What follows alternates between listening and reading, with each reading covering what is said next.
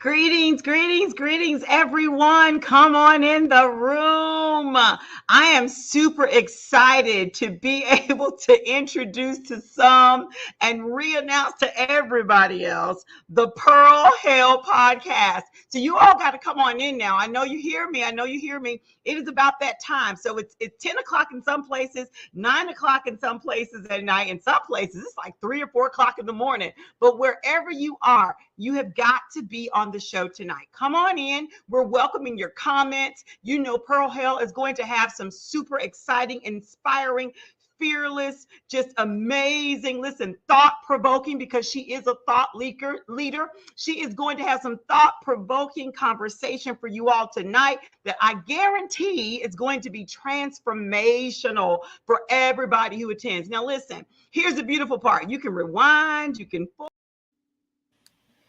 Welcome to the Pearl Hale Show. If you're from 35 to 55, older or younger, I want you to come into the room tonight.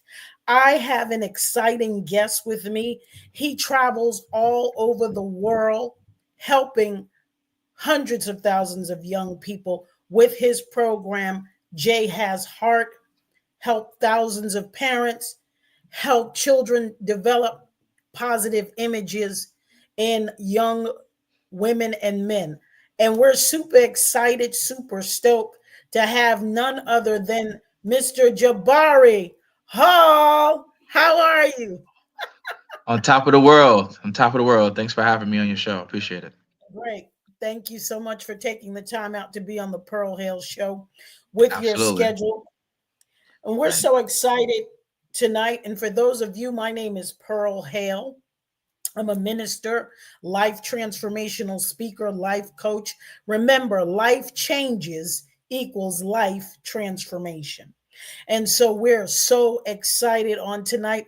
Mr. Hall, Jabari, I love to open up the show with a quote, and I'm going to open up the show with my girl, Maya Angelou. Amen.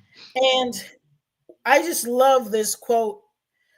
She does so much. So I want you to listen to this quote. If you're going down a road and don't like what's in front of you Mhm. and look behind you and don't like what you see, get off the road, create a new path. And that's excellent. And Mr. Hall, that's similar to a lot of things that you've been doing. We're going to get right into the conversation on tonight. Why faith without the work is dead. The Right. next generation needs this. Mm, Very interesting topic. mm. Now, I want to ask you, in today's world where individualism and materialism often dominates, how can we, the next generation, effectively demonstrate faith through action? Okay. You just came out the gate with it. Okay, got it. I write a lot of notes, so let me just get that down. This world, how can we do that? Um, I'd say we demonstrate it by giving it. Um, Giving it without asking for it. I think that's one of the first things to think about it. Or first ways to think about it. Giving it without asking for it. Um, Giving it without the need for a receipt, right? So we're Hmm. giving and demonstrating it without the need for it to be reciprocated or for us to say, hey, like, I showed you this, I did this for you, and I need something in return. I'm thinking about uh, a scripture, I believe it was in Ephesians, um, which talks about uh, that we've been saved because of grace. We've been saved through faith, and it's a gift from God. I'm paraphrasing without recollecting the exact chapter and verse, but it being a gift from God, and that in of itself, if we're receiving it as a gift, then we then need to provide it to others as a gift. So In today's world of individual and materialism, I think that we have to be able to go away from the materialistic part of things, and see, and certainly the self-loathing part of things with the individualistic thinking, and being a form of giving, being a form of serving. So one way is showing this incredible, intense amount of compassion for others rather than serving yourself. I think that's one way, right? Jesus is our ultimate example of that, being able to show compassion for others, regardless of their differences, regardless of what you want out of the situation, regardless of what you think out of the situation, but just being this compassionate person in a way where someone could be like, Wow, I mean, you got more capacity to be more compassionate." Yes, yes, I do. I think another way is going against the desire for more and saying, "I'm gonna live a little bit, live a little bit more simple," not really Hmm. lusting after the other Yeah. materialistic things in our world, but saying, "How can I not just survive but thrive on less?" And I think another way would be serving without regard. Serving without regard. To serve others without regard for what they may think, what they may worry about, or what they may believe, who they are. For example, us being a Christian, us being Christians and followers of Jesus, being able to serve a Muslim person, being able to serve a Jewish, being able to serve someone of another faith. I think demonstrating that um, through your actions is a way today's world, the next generation, how you said that question, the next generation could effectively kind of demonstrate faith. Do you think, well, that's great. Do you think also, in adding to that, Uh, with the next generation, do you think that the internet, all the information they're getting on the phone affects their attitudes and affects them being more materialistic, uh, than being more, having more of a servant attitude? yes, short answer. I know I was long-winded before. So yes, short answer. Um, uh, to elaborate a little bit on that, it isn't a one size fit all. It isn't a blanket statement.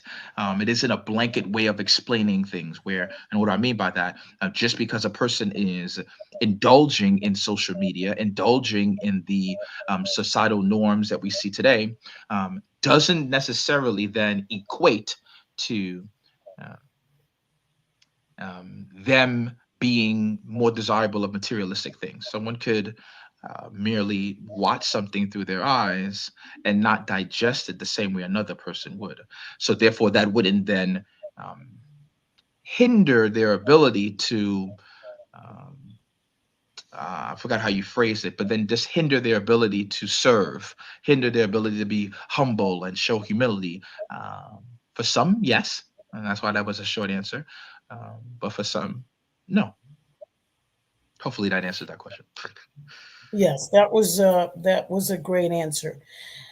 I want to ask you something. Have you ever encountered a situation where you need faith to do the work needed to impact someone's life? Because you deal with the youngsters, Yes. you deal with this generation all the time.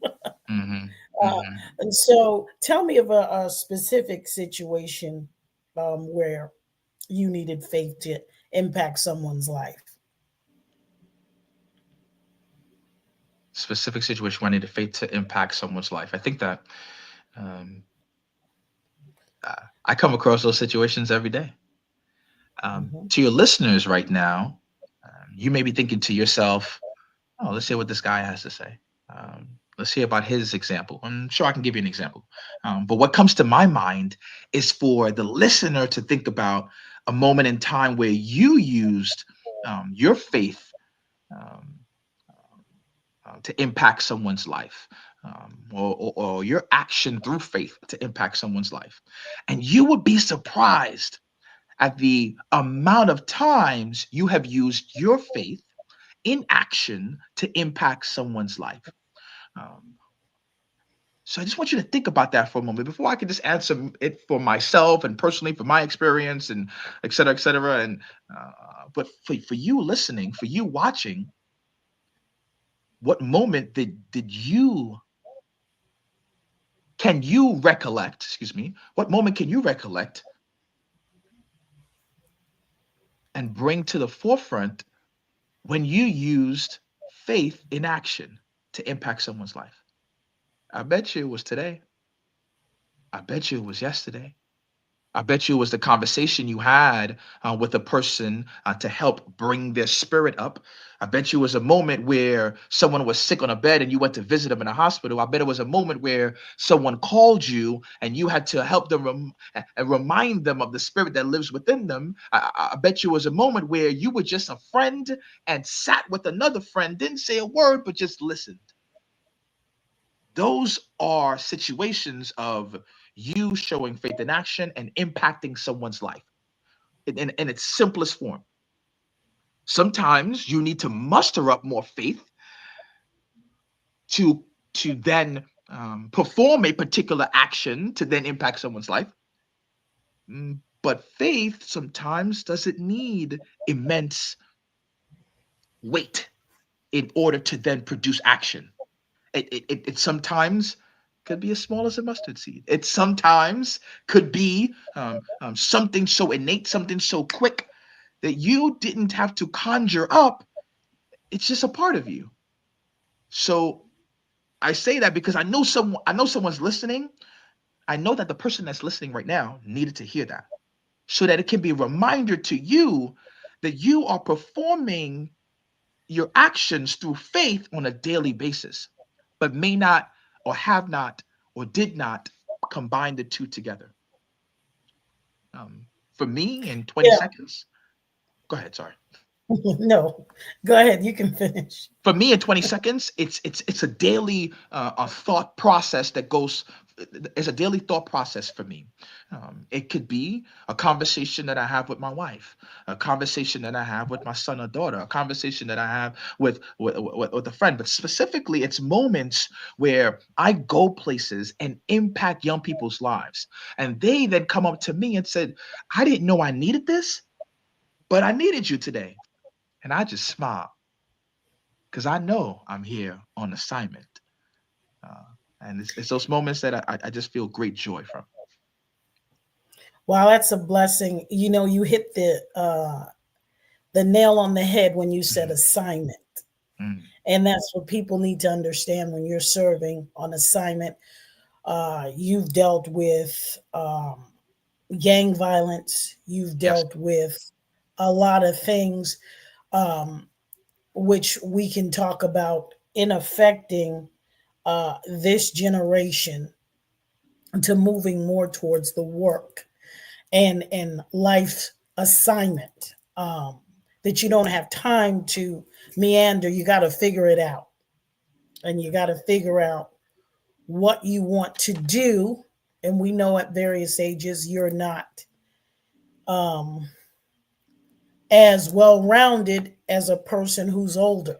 Sometimes it takes time to figure things out. But as you said, faith, it took faith for me when I was, dealing with a lot of rough teens myself, Hmm, you hmm. know, and this young lady, to piggyback off of what you said, uh, this young lady, I was working to help students get jobs at a business school years ago. Uh-huh. And one of the things that I was in charge of was dress codes. And so, um, of course, people come in with all kinds of things, but that wasn't business dress. Okay, long story short, Yeah.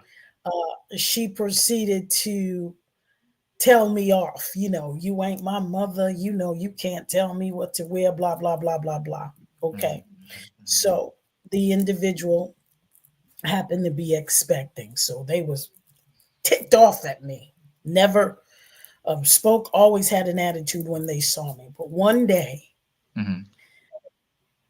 she fell out. And I ran over to her and said, "Are you okay? Are you okay?" Still mad. Didn't want to say a word to me. Angry. A lot of things happen in their background. Okay. Mm-hmm. Fast forward from that day on, by me using faith in action, trying to be the best person that I can be. Mm-hmm. And sometimes it works, sometimes it doesn't. From that day on, she would come by my office and say, "Good morning, Miss Hale." She never said, "I'm sorry" or anything, just from that day on. So we definitely can impact the next generation through wisdom, through loving kindness, but don't touch that dial. If you're from 35 to 55, older or younger, I Mm-hmm. want you to come into the room. I have TEDx speaker and Jay Has Heart Hey, founder, talk about it. Jabari Hall. Talk about Don't touch that dial. We're going to be back with more. And for those of you who believe in historically Black colleges, one of my sponsors, the Black Leadership Summit, I want you to watch this video and think about being a support. We'll be back in a moment. What does it take to be a change maker? Confidence, opportunity, and the right support. The Black Student Leadership Summit is more than an event. It's a movement designed to uplift Black students at historically Black colleges and universities. Through inspiring speakers, interactive sessions, and leadership resources, we help students amplify their voices, embrace their potential, and create lasting change in their communities. But to make this possible, we need your support. Your donation grants access to transformative mentorship, educational resources, and while raising funds for HBCU students, every contribution, big or small, helps develop the next generation of Black leaders, equipping them with the tools to thrive. When you give, you're not just supporting students, you're strengthening entire communities and shaping the future. Click the link below to donate today. Join us. Inspire change. Build a lasting legacy. Your best. So I'm asking you, I'm demanding from you, whatever it is in your life, give it your best. Not for me, not for a teacher, not for moms, not for you. Like, what you want? What do you want? What do you want? What do you want? What do you want? Your best. Grind. Go all the way to graduation and be like, all right, that's one step. I'm up to the next. College, boom, I'm up to the next. Master's, boom, I'm up to the next. PhD, I'm up to the next. Anybody want to go to med school? Yeah, save my life, baby. Thank you. I want a doctor. Thank you. Your best. What does your best look like? And we haven't been able to answer that question. None of you, I would bet, can answer the question. Because we haven't asked ourselves that. We haven't given ourselves that opportunity to give our best. Welcome back to the Pearl Hale Show. If you're from 35 to 55, older or younger, I want you to come into the room. I have none other than Jay Has Heart founder Jabari Hall on the podcast tonight. Yeah. And I am your host, Pearl Hale. I'm a life transformational speaker, life coach, and minister. Life changes equals life transformation. And we are back with more. Jabari, I want you to talk about your organization and how you impact so many young people and how you teach this next generation how to work to build themselves up. I want you to give people a little background on what your organization is about and what it is that you do. Absolutely. My organization is called J Has Heart. Stands for Jabari Has Heart. Established in 2009, and for 16 years now, we have been impacting people's lives around this world. So much so we hit 100,000 young people earlier this year, or humans earlier this year, well, impacting them in 6 different countries, and over 6,000 different educators. We impact people's lives through social and emotional learning. And that's what my TED talk is on. It's on the importance of social and emotional learning, and it being the most um, integral ingredient, or the ultimate ingredient to develop our human quotient. That is our adaptability quotient, our emotional quotient, social quotient, our intelligent quotient. But truly utilizing social and emotional learning to help impact humans' lives. We've Mhm. developed 3 different curricula for students, for staff, and parents, and provide that to schools and organizations around the world at the moment. Um, Specifically, we go into individuals, um, t- into organizations, and share a word. We are ministers doing kingdom work, but in a secular space, and Mhm. sharing with people that the love that resides inside of you is of abundance.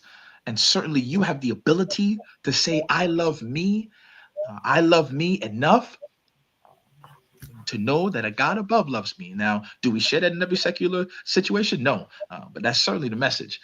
And through that, people recognize and become self aware of the power that resides inside of them. And hopefully, we're raising up armies of individuals ready for war, ready for battle, of the outer shell, and certainly the inner shell as well. Wow, that's great. Tell us about some things that shaped you wanting to help young people and growing up. And I know for those of you, the video might be a little foggy, but Mr. Hall travels all around the world. Yeah, And yeah. so we thank you so much, but we know that the internet connection might be. So thank you so much for being with us. So um, talk about some of the things that you was growing up that shaped you to want to help young people. Uh huh. I think that being um, born in Trinidad and moving to America about 30 years plus now, certainly had its impact. Just being of a different ilk than Americans, having a different background, different customs, speaking different. That impacted my lens and ways of seeing America and experiencing America. And that brought on challenges from young people, challenges from teachers not understanding me, challenges from the environment being different, and it helped me to realize that either I'm going to be, yeah, statistic, I'm either going to be a failure or I'm going to be a success. And then how am I going to be that success? Well, it's through resilience, um, a reliance upon self, but then also recognizing my savior. And that came in my latter years. And I think that the human experience that I had, both in Trinidad and coming up to America, and the spiritual experience that I've had over the last decade, kind of intense spiritual connection, that impacts me so much that I now bring both experiences into all environments that I'm in. I'd like to add something, if I may, something that just came to my mind. Um, a lot of us, people that are listening, we wake up and want to act. We are ready to do. I gotta get this done. I gotta get this done. I gotta get this done. With my organization, I'm managing people. I'm managing relationships. Life is all about relationships. I'm managing relationships, and I'm ready to do and act and perform and et cetera, et cetera. But first, I conjure up the necessary faith needed to thrive and succeed in the day. So I want to remind you, and regardless of knowing about me, I want to remind you that your faith can exist without tangible action. Your faith can exist without the doing. You have to be able to conjure it up in the morning so that whatever you're doing throughout the day, faith is the base and you can act through it. Paul says in Corinthians, when he was talking to the people of Corinth, that we walk by faith and not by sight. And through that, what he was saying was that we have this outer experience. Our outer shell is being, we're seeing so much and experiencing so much, but our inner shell could be sheltered. Our inner shell is what we need to focus on, so to speak, because in our inner self, it is the unseen. Not only that, he talks about us being away from God and life after death, et cetera, et cetera. But for the purpose of my example here, I want us to remember that faith exists without action, and it's because faith itself is a fruit of the Spirit, something that has manifested through the Spirit, by the Spirit, in ourselves, that it exists without us acting. So me, bring it back full circle to the question, I then act with that knowledge. I have faith. I am faith. I act through faith and by faith. So therefore, when I am now in the world and acting, it is because of the faith. So the reminder to you again, your faith isn't seen through your action, it is, but first through your resolve, through thought, through your posture and temperament. Because of those pillars, those foundational pieces of knowledge, it then causes me to act in a way that I move mountains just by the tongue. Wow, speaking of that, that's a good point you made. I want you to talk about how you took your faith to move mountains Yeah. and help out with gang violence. Because for those of you who don't know, Chicago, I don't know if it still is, had a shot clock. Still And does. I want you to talk a little bit about that. Let people know about the work that you did still doing with young Yeah. people, but that specifically. Yeah. Back in 2014 or 16, I remember uh, experiencing or seeing a lot of violence in South Side and West Side of Chicago. And being from New York, I'm like, man, there's a lot going on. It's something like something the Holy Spirit spoke to me and was like, go to Chicago. And I'm like, I know nothing about Chicago. I'm from New York. I know New York. I know Brooklyn. No, go to Chicago. And I remember going to Chicago, South Side, 72nd and like Ashton, 72nd Ashland, um, in South Side Chicago, and walking around, going to different schools and talking and asking these leaders, hey, can I come speak at your school? And they're like, who you? And I'm like, I'm Jabari Hall. And they're like, we don't know who you are, man. But I remember having the conviction without knowing or having full breath or full knowledge of such conviction, yet still feeling convicted to be there, and speaking with that conviction, being there and just wanting to help, wanting to intercede on the behalf of young people, and just speak to them and help them, first understand them, but help them realize the power and the crown that they wear. And Mm. through these years, what is now going to be a decade now, I've impacted tens of thousands of young people in Chicago. So much so, on South Side, these schools on the South Side and the West Side, you could say Jay has heart. And leaders know. You could say Jabari Hall, and leaders know, because I have been able to work with organizations and schools to help impact young people's lives. I distinctly, I remember a young lady, 10 seconds here, a young lady I spoke to 4 years in a row, going back to her school, imploring, begging, so to speak, asking them to say, I love me every single day in the mirror. And regardless of what you see on the outside, build this inside up, so much so that whatever comes against you on the outside cannot withstand what you possess in the inside. And she came back to me 4 years later sharing with me that I love me. And it's a 14-year-old girl. I was speaking to her since she was 9 years old, saying, nine and a half, I love me. I love me. And I'm like, I cried in front of this young lady because here it is. I went back to your school 4 years in a row, and you would laugh and say, I love me. Like it helped me to, it solidified that conviction that I had before 10 years back, not knowing how it would come full surface, full circle back to me. So my work with gun violence, I've done many violence rallies. My work with young people has been a tremendous, not just treat, but just fulfillment in my life.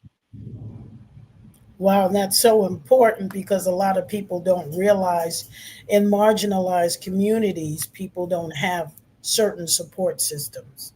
They don't have that big brother. Sometimes mom is the only one working, or sometimes they're just trying to make things happen, make things work. And a lot Yeah. of times they don't have the privilege of having a mother or father or seeing love. Yeah, the resources is lacking resources there, and what I would say to a person there, if I can, for 30 seconds, Pastor, Sure.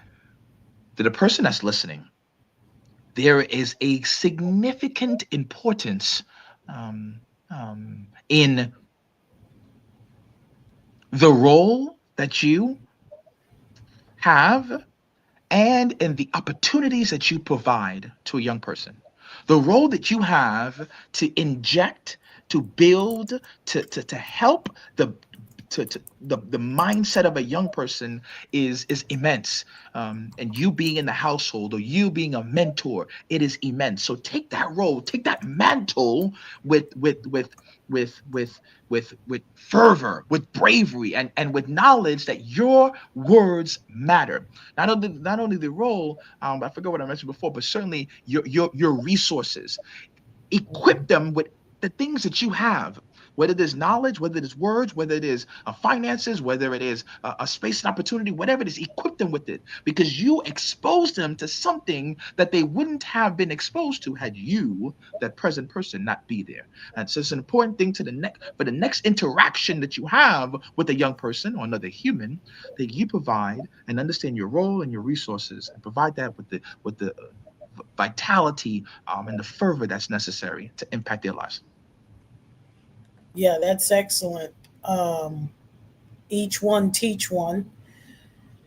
Yeah. You never know who you're impacting to give them also the faith to do greater works, greater things as well. Oh, I got a And story. Oh, I got a story. I got a story. You start me go up. I got ahead. a story. And I'm, by I'm the way, 1 minute, Jabari is in. He travels the world, so please be patient with us. His internet connection it oh, goes in and am I freezing? I'm sorry. yes. Yeah, where I All am right. right now, it's not the best internet, so I apologize.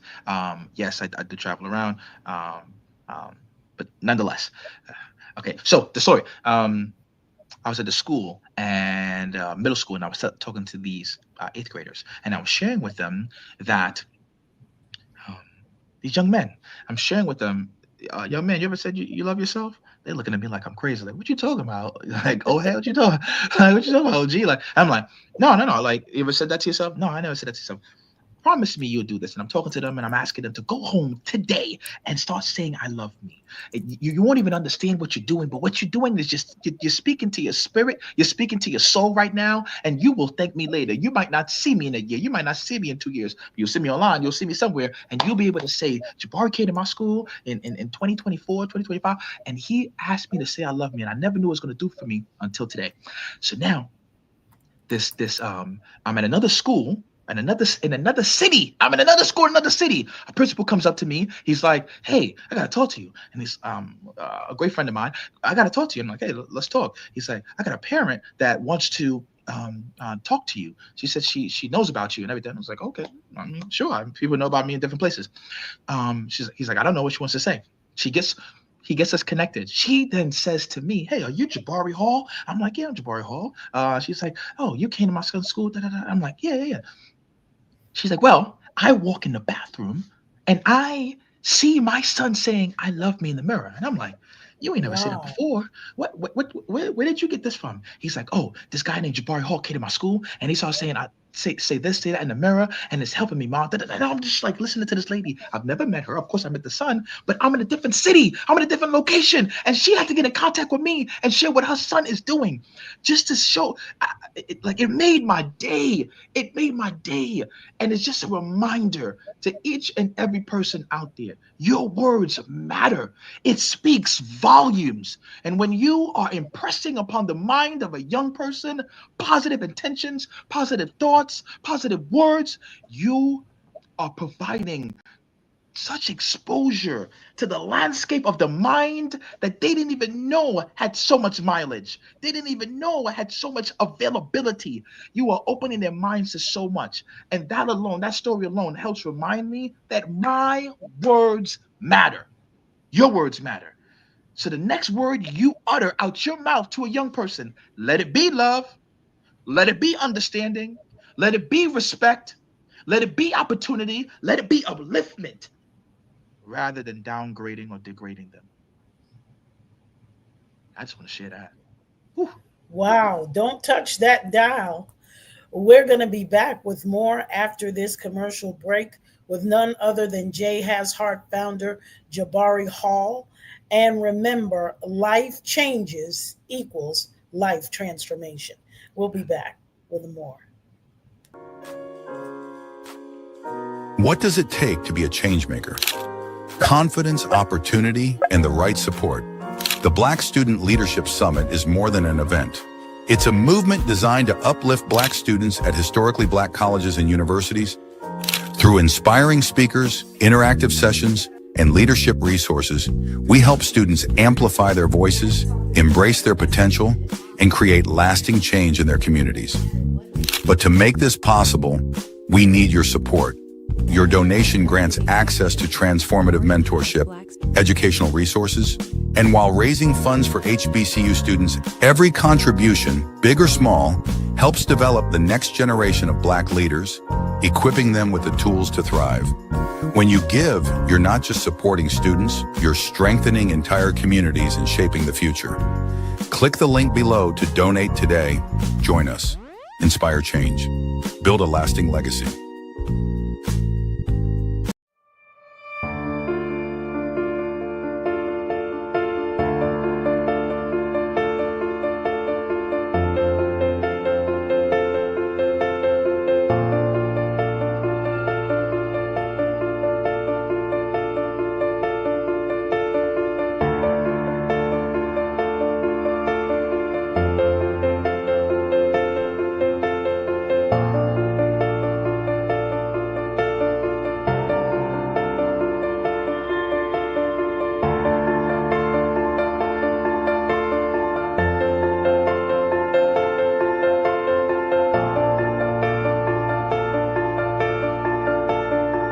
Your best.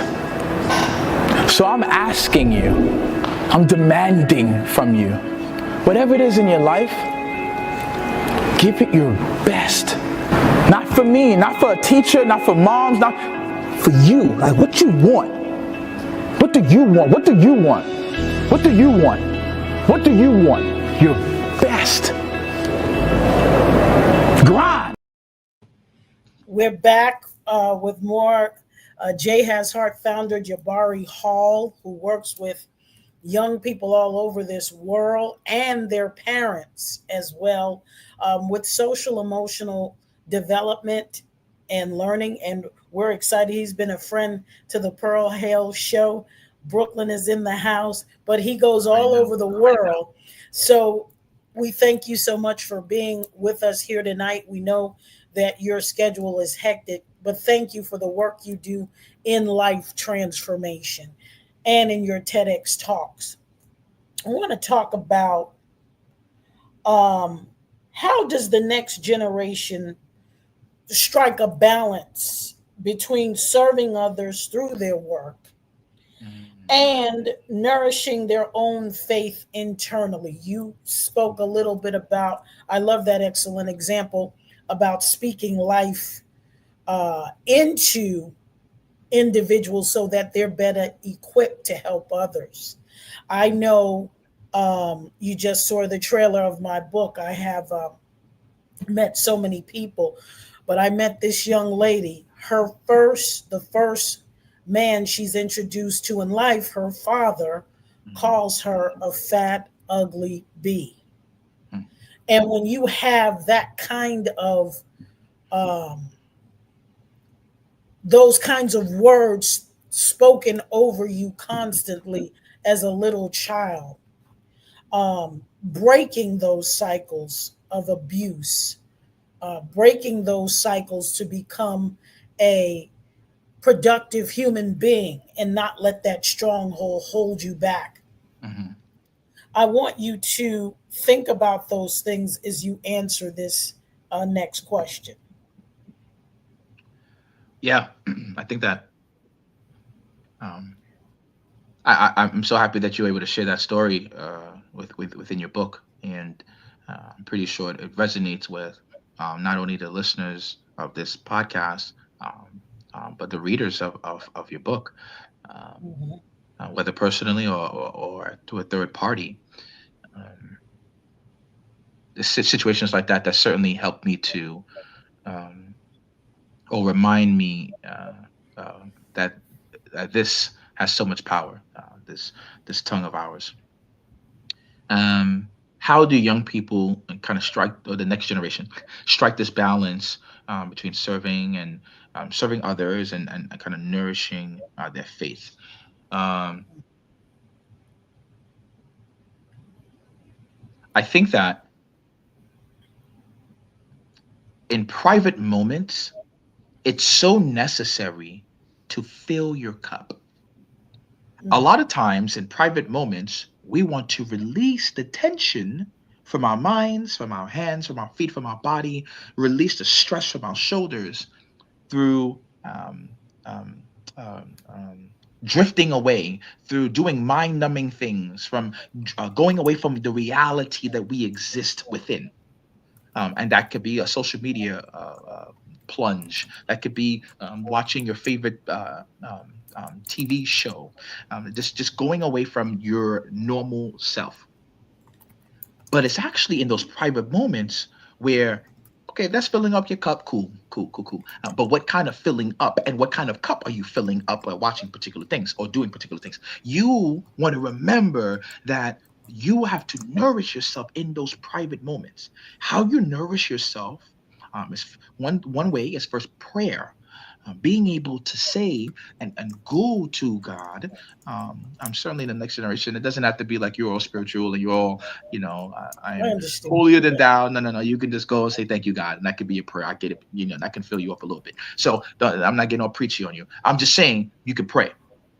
Pray and be thankful for the things that have occurred thus far in your life, in the day, in the last 20 minutes, et cetera, because that will help you recollect and put your mind toward the thankful things, the things you're thankful for in your life that can help build a perspective that in of itself indirectly will nourish you.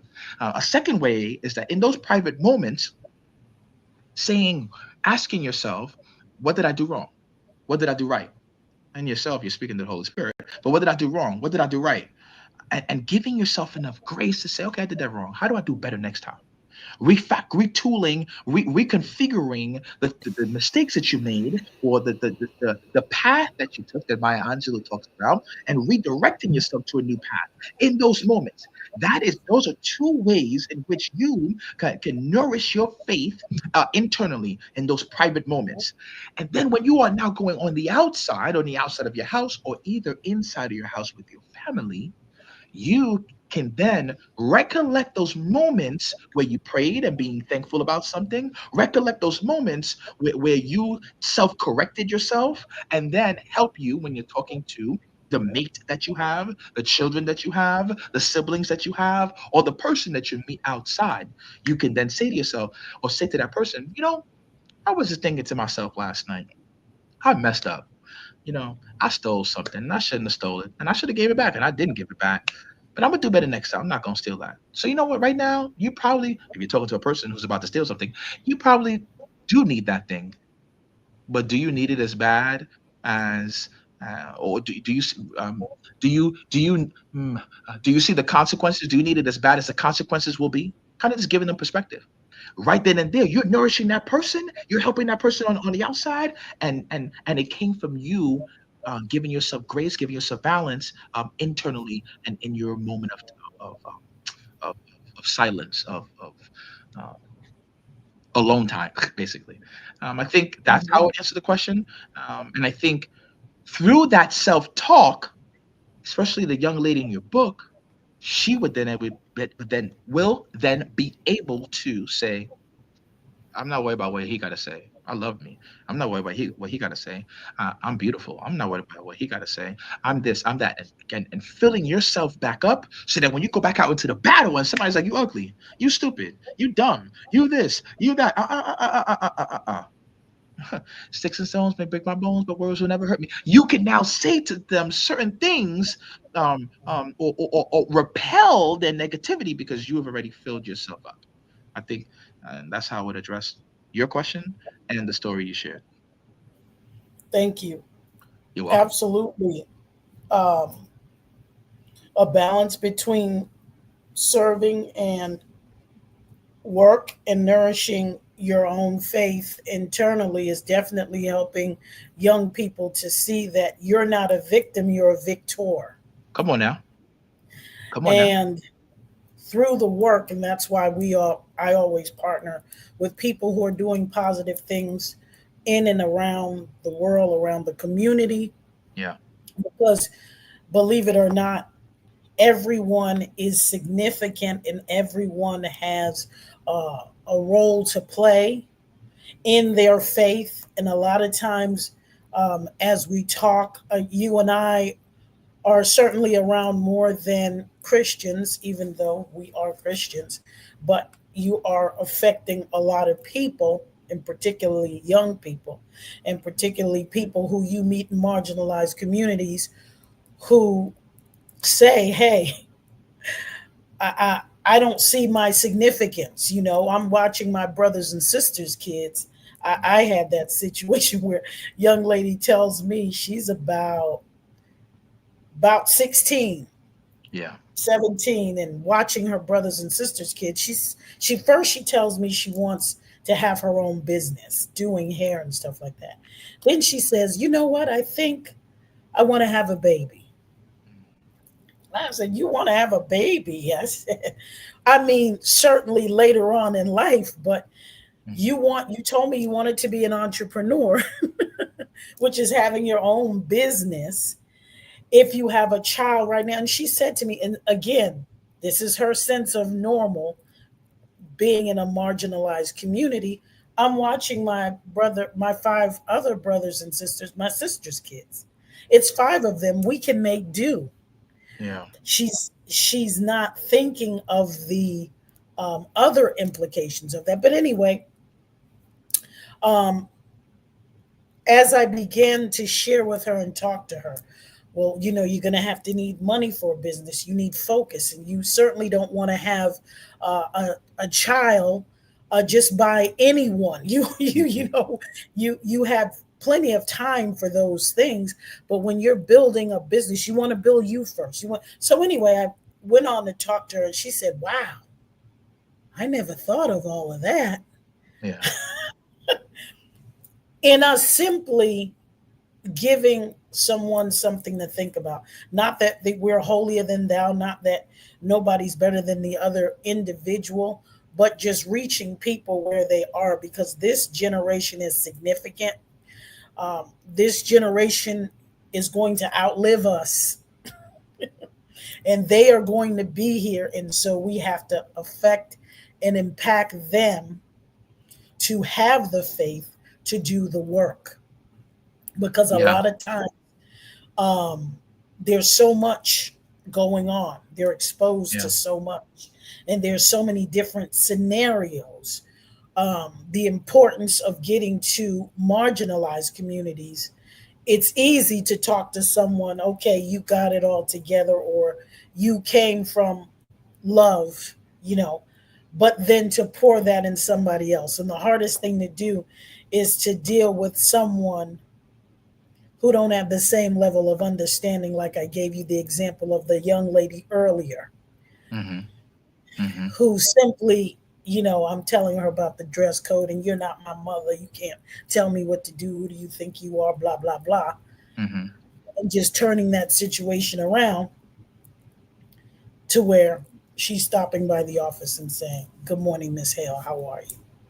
Yeah. Or, um, and I want you to talk about, speaking of faith without works, I want you to talk about, you say it's a joint effort, so you work with the parents and the students. Yeah. I want you to talk about, how do you empower the parents and to be better equipped to help their children in this Yeah. generation. Yeah. Um, Answer that question in one. I'll come back to what you said before. I'll answer that question right now. One direct way is through our parent curriculum, our parent SEL curriculum, and it's called Engage. So you just type Engage and you put Jabari Hall inside of Google and it'll come up. But you Engage. Engage is a 10-chapter SEL curriculum for parents where they perform at-home activities to, one, build their emotional quotient. They're building their emotional capacity, understanding and recognizing that you yourself need grace for the things that you do. Therefore, and thus, your young people need grace for the things that they do. Granted, sometimes you still got to be a parent. I get it, but still, you can still combine grace and your emotional competence with you being a parent. So that's one way. Second chapter, we are giving them financial literacy, credit literacy, health literacy, spiritual literacy, um, helping them to have familial literacy. So being able to recognize the power of your family unit and the structure there. Mm. So some of it is some biblical, but we ain't like speaking from the pulpit, so to speak. We're just adding little pieces of it into it so that it can help people recognize the importance of that, but using Engage and that curriculum. Now, when schools or organizations that we work with don't adopt the entire thing, then have workshops where we are facilitating conversations around those topics, conversations around financial literacy, conversations about emotional competence and emotional literacy. And that's specifically how we're helping parents. And moments like this, organic, pure conversations, where parents are listening right now, and it might spark something in their mind to be like, you know what, I did yell at my child just now, and I'm guilty at times. Sometimes I'm not perfect. I did yell at my child sometime just now. All right, how do I apologize? How do I apologize to them? And that might be something that's totally new to a listener of yours right now. Apologize? What you talking about? I get it. Um, but the power and apology, ooh, that's one thing we ask parents to do. Being able to recognize that that human being has feelings. You too have feelings, human being. And sometimes we all deserve an apology. That's the answer to your question. Really quickly, what I would say is your words to that young lady in both situations was so impactful. You imparted upon them small bits of wisdom that impacted their lives, that hit them in a way where their mind is just like, hold on, based on my experience from before, I thought you were going to be this kind of black woman. I thought you were just going to be this kind of older generation person. I thought you were be this kind of person, but yet you showed a different way of communicating with them. And it's these little moments that will impact our next generation. Yes, yes. And also, what you do, I want you to talk about the time when you impacted a young man Mm, um, in a mm, school that was contemplating dropping out.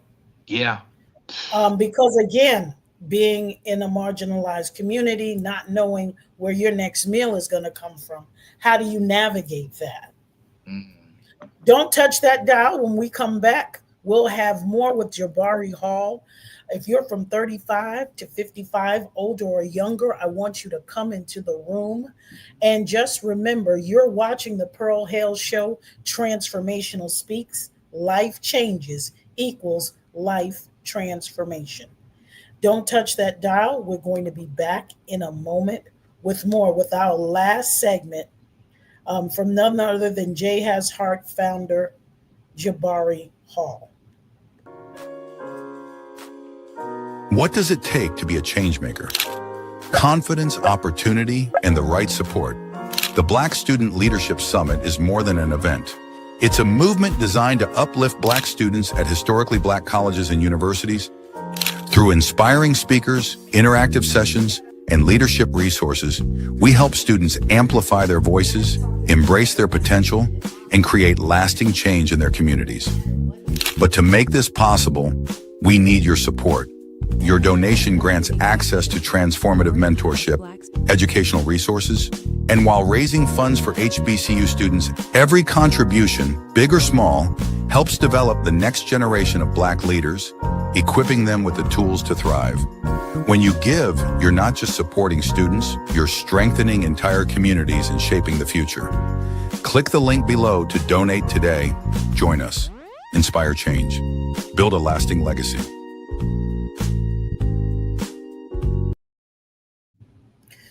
Welcome back to the Pearl Hale Show. As we're so excited, we thank you so much, Mr. Hall, for being with us tonight. He travels throughout the world, so we do apologize for the internet connection.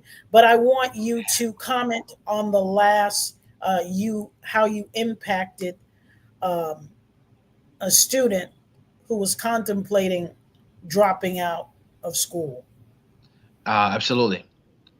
I'll preface it by saying this. God's promise is bigger than your understanding. Mm. God's promise is bigger than your understanding. Maybe about 8 years ago, I was marketing a lot of work in Dallas, Texas, and a school contacted us back and said, "Hey, we want you to come to our school on a particular date." Well, we were already doing a lot of work in Oak Cliff, South Oak Cliff, and one of these areas that certainly need a lot of help and support. And a school there contacted us and said, "Oh, we need you on this particular date." We looked at our calendar and I saw that the school A, we already confirmed with school A. But school B, that school, I said to myself, like, I know they need this. They need this word. So I mulled over it. I thought about it. I said to myself, I don't know what to do because we committed to something. And one thing I'm big on is commitment. If I committed to something, whether it's, I can do it or not, I can do it or not, have the time or not, I'm going to try my best. I'm committed to it. My word is my bond. Word is bond, King. So I said to myself, I can't decommit from this. I can't uncommit from this. I can't cancel on this person. But something at the time, now I do know, is the Holy Spirit speaking to me saying, you need to call back school B. And 24 hours passed and I needed to give an answer. I called back school A and I said, "I'm sorry, I can't make it. I went to school B. I can't make it." I ended up going to school B. I end up traveling down to school B. I speak in front of about 300 or 400 young people in this school in Dallas, Texas. Huge auditorium. And I'm speaking to them about the power in finishing. Okay, we didn't start the way we wanted to, but how do we finish? How are we finishing that stride? How are we finishing that race? And at the end of the 1 hour long speech, a young man from the back of the auditorium, again, 300, 400 students, high school students, comes to me as I'm packing up. We're packing up our stuff, getting ready to go and catch our flight back. He comes to me and he says to me, "Mr. Hall, I know a lot of the students were being disrespectful," which they were. I get it. It's all right. It's all right. As long as I'm not here for all, I'm here for one. I know they weren't listening. I know they were making a lot of noise, but I was. And I was like, "I appreciate that, man. Thank you." He's like, "No. What you understand is I want to share some of my story. I was like, say what's on your heart. Uh, See what it is that I'm supposed to graduate in about 2 months. This is about April. Um, School finishes May or June. I'm about to graduate. However, we live out with our grandmother, and I got to take care of the household. And I've been thinking about quitting so that I could take care of the household and quit high school and take care of my family. And I was praying and asking for the Lord to send me a sign, send me a message.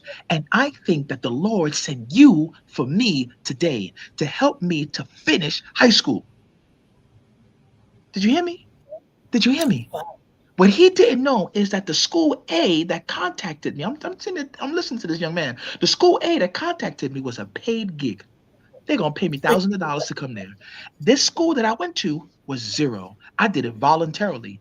I, what he didn't understand is the dilemma that I had because I had to pay people. I already paid for the flight to get down there, all these different things, and I had to go. I had to say to myself, I'm going to a place where I'm not getting paid and I'm losing money. You're not going to follow the money. I get it. I get it. But you got to understand if you're in a business. And I'm listening to this man, and tears welted in my eye. He's looking at me like, why are you crying? But he didn't know the dilemma that I had. And in that moment, I am saying, thank you, God. Your promise was bigger than my understanding. Because here he was, he needed to use me as an instrument to speak to one of his people. He needed to use me to finish the promise that he had for that man's life, that young man's life in that moment. That young man didn't understand. That young man didn't know. He didn't know God promised him that. I will send somebody for you, young man. I will answer your prayer. He didn't know. I didn't know the promise God had for me. I will answer your prayer. I am leading you in this road, on this road. I have charted your path. But for you, I just want to share with you that God's promise is bigger than your understanding.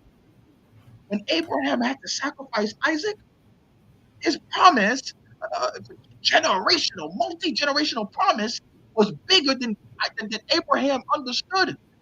Yet Abraham followed God's word, regardless of his understanding. These stories in the Bible isn't something just so we can look at and be like, oh, you're praising a God that you don't know, and yada yada yada, and all your conversation about the theology that's wrong about it, but not understanding the impact of those stories in our life today.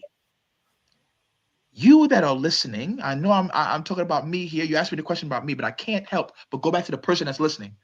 God's promise is bigger than your understanding. So somehow, some way, somebody listening right now, you have been directed and assigned to do something. Yet you are questioning it. I get it. Question it. But consult within. Ask within. Ask the Holy Spirit within to say, Holy Spirit, like, give me an answer. What to do here? And respond to the calling. Because the promise of God awaits your answer. Wow. On that note, thank you so much, Mr. Hall, for joining us.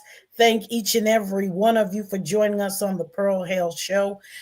It's certainly a blessing.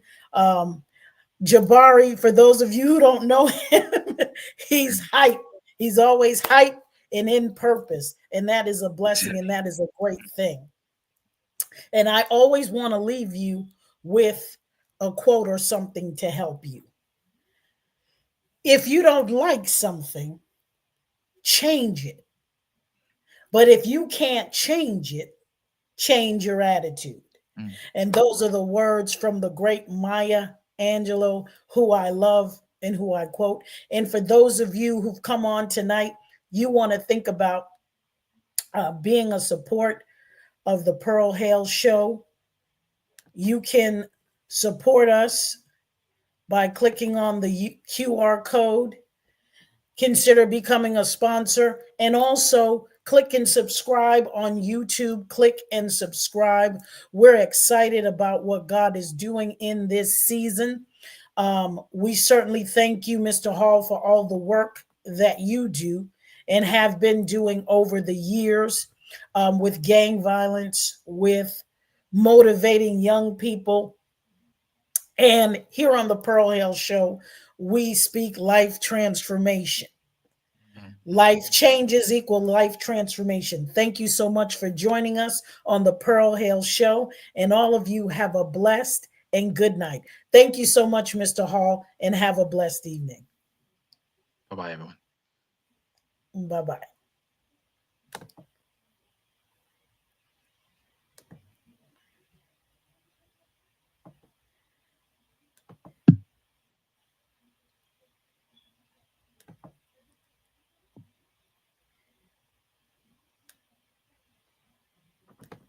One moment, please.